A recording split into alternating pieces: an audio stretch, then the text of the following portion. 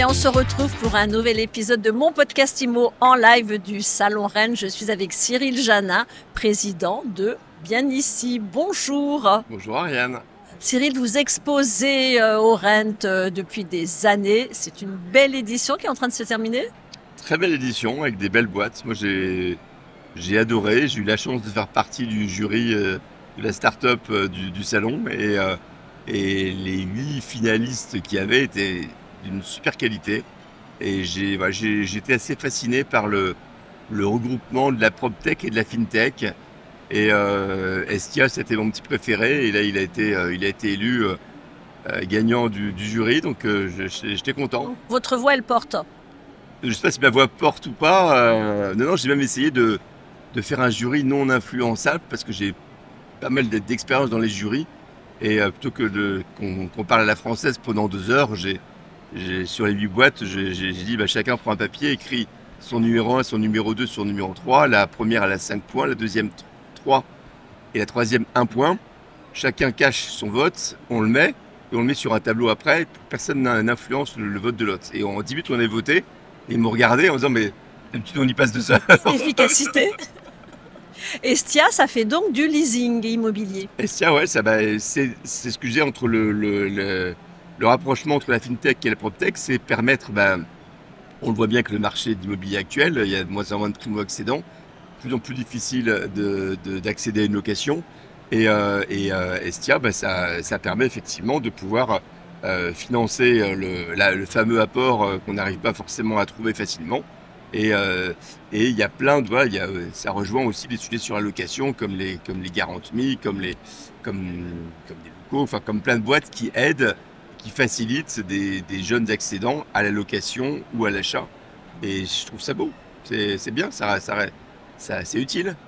Le Rennes, c'est un peu votre terrain de jeu, à la fois en tant que patron de Bien Ici, avec l'innovation dans votre ADN. Et puis, il y a beaucoup d'entrepreneurs et vous avez un profil de serial entrepreneur, on peut dire ça? On peut dire ça, ouais. J'ai dû créer quelques sociétés et puis je suis depuis 14 ans coach à Télécom Sud Paris. Donc, j'ai dû suivre et coacher, je sais pas, 150 ou 200 boîtes, j'imagine à peu près. Alors, c'est un bon cru, le Rennes 2022. Ouais, vous avez traîné dans les années. C'est quoi l'innovation cette année?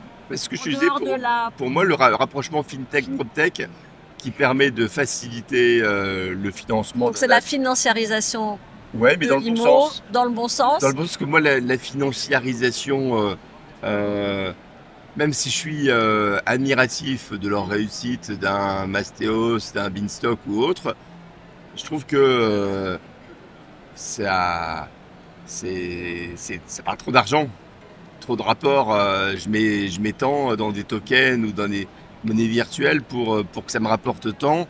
Et la pierre, qui est quand même un besoin primaire de se loger, devient un outil de spéculation. Et ce côté-là me dérange un peu plus. Voilà. Mais le côté, je romps les barrières de l'apport personnel ou de la caution ou autre, parce que j'ai vu une boîte qui est pas au Rennes la semaine dernière et qui permet de faire un peu comme un Lecci ou un Lydia. Alors, il faut que je dépose ma caution pour ma location, je suis étudiant, il faut mettre 1500 €, je les ai pas, et donc je vais demander à ma tante, à mes amis, etc. et tout, d'y participer et de m'aider à la financer. C'est tout bête, mais c'est vachement utile. C'est de la financiarisation, mais il y a du cœur, on va dire. Et en tout cas, il y a une utilité, surtout à l'aube d'un peut-être, sans doute, retournement de marché. Retournement du marché. Et surtout, il est là, le retournement? On est à un point pivot? Retournement et difficulté d'accès, tout simplement, pour l'achat ou la location. On voit les primo-accédants, on ne s'arrête pas de baisser. Sur la location, j'ai discuté hier avec le patron d'un grand réseau qui me disait, nous, sur Rennes, ils font aussi administration de biens, on publie même plus les annonces parce qu'il y a 1000 appels dans la journée et on est débordé. Donc on les donne d'abord aux propriétaires dont on gère l'immeuble, aux occupants de l'immeuble qui sont dans la copro, en priorité, et ils le publient même plus sur un portail, même pas sur leur propre site. Ça part très vite, donc il faut, quand on est candidat à la location, il faut aller très vite. Ouais, et c'est vrai qu'il y a un emballement sur les loyers aussi. Et c'est ça qui me fait peur, c'est que est-ce que mes enfants et mes petits-enfants vont arriver à se loger dedans? petits-enfants d'ailleurs. Félicitations Cyril Janin. On Merci. m'a parlé d'une jolie nouvelle ces derniers jours. Ouais, à 59 ans, je suis grand-père, donc d'une petite Malia, et c'est top. Mais justement, que ma fille, et que mes autres garçons et que mes petits-enfants puissent arriver à se loger demain, je bosse dans l'immobilier, dans le digital, mais si les gens n'arrivent pas à se loger derrière, à quoi on sert? Alors la transition, voilà, on va la faire là. Votre actualité, à quoi on sert? À donner un peu de légèreté? Il y a une montgolfière sur le stand bien ici. Ouais, mais ça c'est parce que c'est l'actualité. Bien ici a toujours eu dans son ADN une map en 3D, donc on a toujours été dans la projection, dans comprendre l'environnement, et voilà. Et puis au mois de mai-juin, on a racheté Habiteo, qui était le leader de la modélisation 3D pour les promoteurs. Et donc cette montgolfière, c'est un petit clin d'œil sur une campagne de com dont le slogan c'est projetez-vous, point, vraiment point, pour se démarquer aussi des autres portails immobiliers. Notre différence, c'est cette carte 3D. Et donc la montgolfière, c'est un moyen de le symboliser, de comprendre que la 3D, que la projection dans le bien et dans son environnement, c'était notre bataille. Alors vous lancez aussi un nouveau forfait pour les agences, pour vos clients, pour les clients de bien ici. Oui. Bah, la différenciation aussi mis à part la carte, c'est aussi notre actionnariat. Notre actionnariat, ce sont des professionnels de l'immobilier, et ils nous ont remonté cette année 2 freins majeurs. Un, la prise de mandat, c'est le cas depuis 1 an et demi, 2 ans. Il y a eu tellement de belles ventes qu'ils n'ont plus grand chose à vendre en portefeuille. Et deuxième sujet, comment se développer économiquement dans un marché de recrutement tendu. Les agents immobiliers ont du mal à recruter. Donc dans notre nouveau pack, on a passé un deal avec Recrutimo, qui est un site d'offre d'emploi spécialisé sur l'immobilier. Et donc chaque client de bien ici aura le droit à une annonce par mois pour l'aider à recruter. Pour information, s'il devait l'acheter de manière unitaire, c'est 350 €. Et nous, c'est inclus dans le pack All Inclusive à 249 €. Donc c'est un bel effort, et c'est un beaucoup de pouces qu'on leur donne pour les aider à recruter. Et autrement, sur la prise de mandat, à partir de la map 3D et des demandes d'estimation qu'on a sur le site, on va sortir une carte des demandes d'estimation pour que les agents immobiliers voient les propriétaires qui souhaitent en ce moment vendre leurs biens, sur quelle zone, les points chauds, les points moyennement chauds, où ça se passe, et leur donner cette information en temps réel. Donc c'est 2 choses qu'on nous demandait, et c'est 2 choses qui font partie de notre nouvelle offre qu'on sort au 1er janvier. Et j'en avais parlé, mais effectivement en exclusivité il y a 2-3 semaines, je crois. Merci Cyril.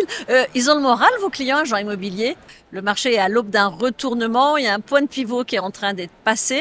Comment vous appréhendez la situation? J'ai envie de répondre un peu différemment. C'est que si son client ils vont bien, puisque d'après l'étude Imopinion en début d'année, bien ici est le site qui recommande à plus de 95%. C'est le site le plus recommandé du marché par les pros. Et donc ça montre qu'ils vont bien. Ils vont bien parce qu'ils sont vos clients, mais globalement. J'ai répondu à côté de la plaque, mais c'était trop tentant. Bon, alors on revient dans la plaque. Vous avez un observatoire Statici qui publie des statistiques régulièrement. Ouais. Et vous avez à côté de votre bureau un tableau. Ouais. Vous voyez les offres évoluer. Eh ben, le nombre d'offres n'arrête pas de monter, les stocks se reconstituent, donc ce qui est pas mauvais du côté de ceux qui recherchent. Voilà, mais ça montre que le délai d'écoulement, il y a encore 6 mois, 1 an, le bien partait dans la journée ou dans la semaine. Bah là, c'est la durée est en train d'augmenter. Et puis on a beaucoup notamment sur la promotion, des acheteurs qui n'obtiennent pas leur crédit. Et on est suivant les différents promoteurs, ils nous remontent entre 40 et 50% du dossier qui, in fine, ne sont pas financés, alors que l'acheteur pensait être finançable. Donc tout ça rallonge évidemment les délais, et tout ça va contribuer à rééquilibrer un peu le marché. On est en économie de marché, hein, donc on n'est pas à Cuba ou au Venezuela ou ailleurs. Donc c'est les jeux. Je dirais pas le rendre le rendre catastrophique. Et puis bon, à 59 ans, 6% de taux d'inflation. Vous en avez vu d'autres? J'en ai vu d'autres. Donc j'ai vu les taux d'emprunt de mes parents à 14% à l'époque pour leur maison. Donc tout ça se rééquilibre. Donc moi j'ai pas de clients qui me disent ouh là là, c'est compliqué, sauf dans la promotion immobilière où effectivement c'est très compliqué, et sur plein d'enjeux différents. Donc qui se cumulent. C'est l'enjeu du foncier, l'enjeu d'obtenir son... l'enjeu de l'augmentation des coûts des matériaux et comment je vais faire ma marge dans ce contexte-là. Là, c'est compliqué. C'est l'existence même de la boîte qui est en jeu.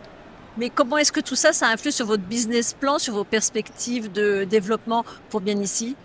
Bah, le paradoxe sur l'ancien, c'est que quand le marché va mal, l'agent immobilier, en gros, le prix d'un portail, ça va être 200, 300, 400 euros par mois.